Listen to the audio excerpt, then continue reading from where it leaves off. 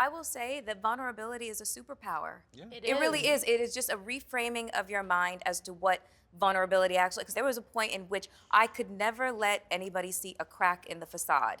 Never let anybody see you shook. And I was dying inside. I've been in this industry for a really long time. And as a woman, a black woman, to have survived in this industry, the most misogynistic industry, I think, in the world, I am not without my scars. Hello and welcome to Listen to Black Women. Just us, okay? Focus on this side of the stage is what we're gonna do. Now, I'm L'Oreal, and of course, I have my lovely girl with me, Elle Varner. I wanna know how we build a stronger, real community for us. Melissa Ford. As a black woman, to have survived in this industry, I am not without my scars. And we have to welcome our brother show, or do you say sister show? You call How do whatever you you do want. it? 2023, we here. Listen to Black Men. Hey! Okay, of course we have Melsh Jones joining us again. Of course we have Jeremy here with us as well, and Tyler Chronicles. And you gotta get his name right or else. Yeah, y'all are attacking early. Let's go. I like it. Already. I mean, we have to start out swinging because this is gender wars, right? Okay. So the conversation with men versus women, that's been going on for quite some time now, right? Too long. You know, when women are being accused of being, you know, hyper masculine and that sort of thing, it's like, it's not being done really by choice. It's like, it's survival skills, It's you know? survival. You know, a lot of men are like, you know, a woman, today's woman doesn't know how to allow a man to lead. It's just like, we'll let you lead if we know and trust you know where you're going. Exactly. Where are you leading us to? I said Off this a the other day. cliff Are you sometimes. leading us off a cliff to hell? Right. What, Yeah. the promised land? Where are we going? Baby, Because a getting lot hot. of times when men say this kind of thing, like, I want to control my household, I want to be the man of the house, it's just like, do you even know what that actually means and what will be required of you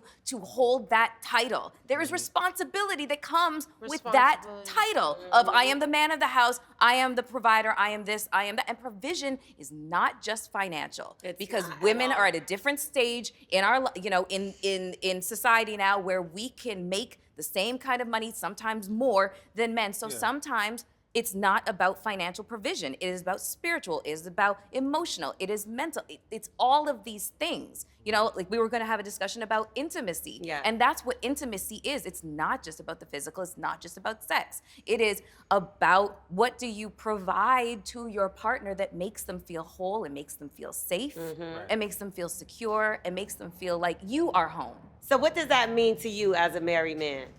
I feel like that means emotional intelligence.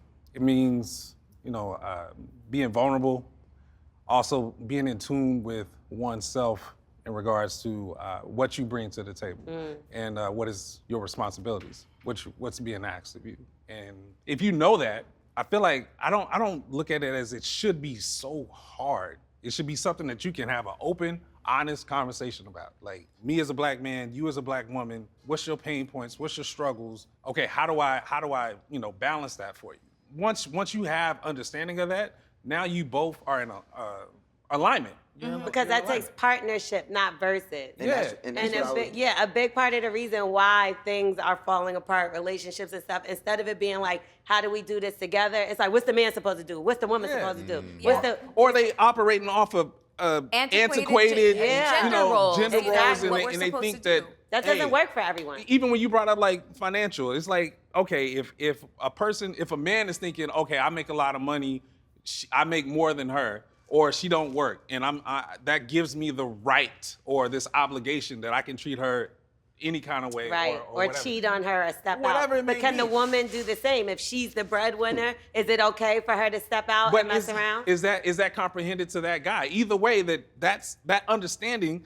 You have to abolish that. You got to get away from that. It comes down to your current situation, what you involved in, and identify where we are in 2023. And you say to yourself, look, I understand as a man, as a black man, that I bring XYZ to the table, or I understand that financially we're good, all right? So let's not spend our relationship talking about like because of money, it goes a certain way. Let's talk about like what is actually affecting us in a relationship. You know what I'm saying? Like you have defense mechanisms, you have you know, childhood trauma, you know, things that make up your character, make up in regards to how you treat relationships or how you view your other partner. That stuff is important. And if more of these people men that are on social media that are like, like Mounts was talking about in this dark room, talking about, women are XYZ, like, first of all, just have this conversation with yourself, like where you are. That's true. What Some people kind of don't talk to individual are themselves. you Yeah. before you get out here? You might have been bawling your eyes out and then cut the camera on. It was like, I hate these women. You know what I'm saying? Real talk. But nobody's checking with him after he stopped. Nobody checking. Check on him. Check on that man. Nobody Boy. check. But I'm gonna start putting that in the comments. Check on check. him. Do y'all do that as men when you see your own friend going off on a woman or saying certain things? Are you like, yo, are you okay? Like, At this age, I'm not surrounding Yeah. myself with anyone that thinks like that intimately. Right. So like, these two, we friends off of this. Yeah. And if I ever thought that they was out here doing that, we Right. not friends, bro. Yeah. Let's come and do the show and go home. because I've heard guys say they don't have anyone to really talk to, that's not how their friend Which is group true. goes. Which is true. Yeah. Two things to be true. Like, we can be around men who portray as best they can that they have morals and decorum and know how to deal with women, and they really could. But then also don't know how to communicate their true feelings. That's a lot of us. It might be all three of us up here. Like, yeah, you'll never see me out here disrespecting women, especially not a woman I'm dating. But do I know how to communicate? Hell no. Do I get in my... You do a do I whole know show. how to ask Oh, that's not That's communication. That's oration. Exactly. I'm a great orator. I'm Yeah. a terrible communicator. I get on stage every night, 3,000, 6,000 people, and I orate to them. Great. I make them But you feel can away. tell your feelings to a bunch of strangers. And It's not feelings. That's I'm not these aren't articulation. feelings. He's not telling his feelings. so you're not He's making feeling, no, that's an observations and talking. opinion. That's a way you feel. No. But it's not like how you're It's feeling my about insight on something. It's in my insight on something. Yeah. It's my observation. What do you think prevents you from being able to communicate? I make a choice. Like I've been saying, I'm accountable for everything. I make a choice not to communicate because I don't want to feel vulnerable. I don't There want to you feel go. left out. I don't want to give somebody the opportunity for me to be vulnerable and then be like, or you don't know how. oh, I know how. I just don't want to do it. Oh, And I think we have to look grown. at That's that. toxic. I think we have to start to look at like how, yes, it's very scary to be vulnerable. My whole career is made off of vulnerability. I talked about my weight. I talked about relationships. All my songs are like pages of my diary. But also in real life, I don't want to talk about nothing, you know?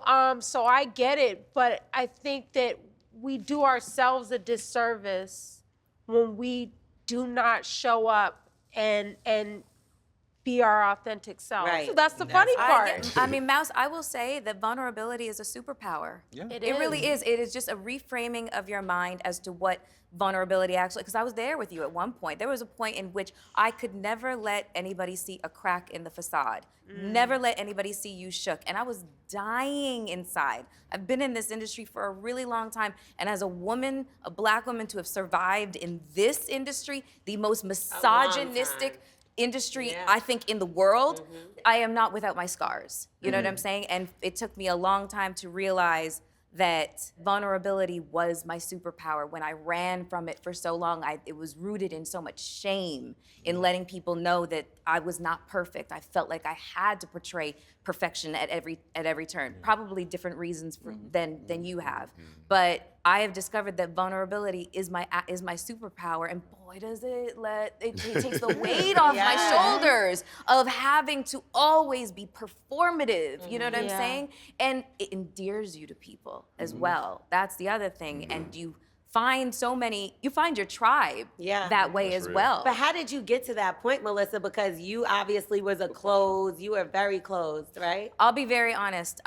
Two things happened. I was in a near-death car accident, so I suffered a traumatic brain injury, and that just resulted in severe mental health issues. And then almost 2 years after that, my mom passed away. So I went through hit after hit after hit, and it was during the pandemic, so it was just like I didn't have a choice but to become a completely different person because my emotions and all the trauma and everything was bubbling up to the surface. I was like, I can't push it down anymore. I was like, okay, it's happening. Somebody help me. And thank God I had a tribe. Thank God I had a therapist. Thank God I had all these people that were there for me that could help assist me in different ways. But also I was vocal about the pain. Yes. And what I received in turn was so many people saying, you expressed it so beautifully, and I never knew how to talk about it, and I never knew. And that's a great thing also, when you feel like your words have affected somebody because they feel seen and heard,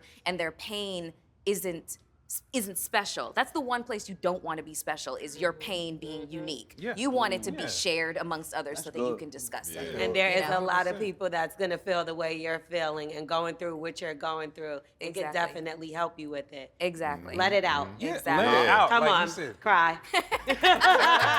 Thank y'all so much for watching. This is Listen to Black Women. Make some noise for yourselves, your panelists, beautiful audience. And we will see you next week.